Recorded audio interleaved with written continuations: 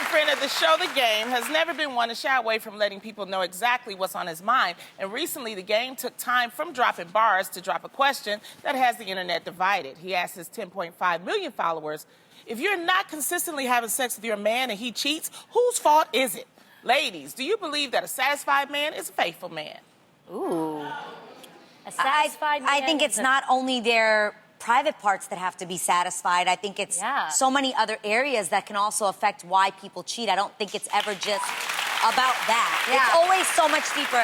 But I will say this, I don't think that's an excuse for it.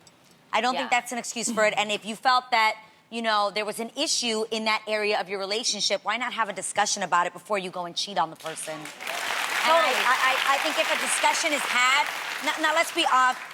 There are some situations, if you medically have an issue and there's a reason why you can't be sexually active with your partner, there are obvious, guys, let's use common sense.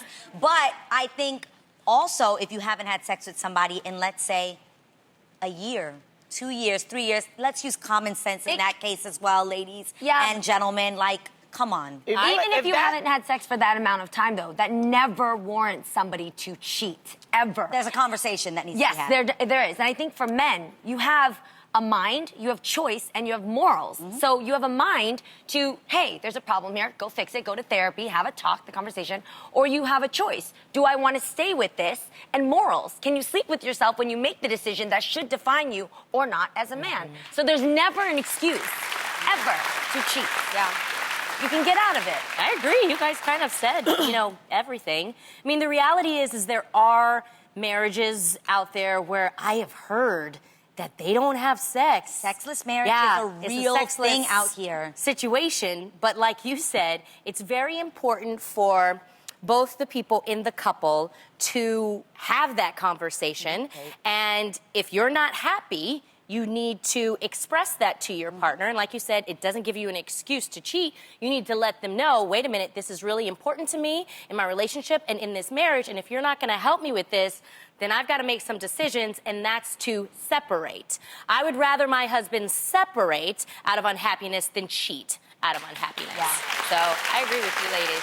Lonnie, do you think there's a certain point where something may seem obvious and maybe, like for instance, if I have not slept with my husband in, let's say, 4 years, I'm just saying for myself, if he's not having that conversation, maybe I should have the conversation. Like, yo, what's up? Clearly something's up here. We don't connect on that level, so what's up? Like, well, I don't think that. I think what he is talking about more about, it ain't even about 4 years, or if it's a medical thing. It's just that maybe the guy is mad that you didn't sleep with him on Thursday, so he's going to go out and do his thing. That's ridiculous. And my thing is, if you're, that's just a mechanism of control that men try to have on women a lot of times. That, well, you know, because you didn't have sex with me, that's why I went and, you know, it's or the saying, if you don't do it, someone else will. Right, and you know what? Sometimes you can have all the sex you want, and he still cheat on you. That don't mean nothing.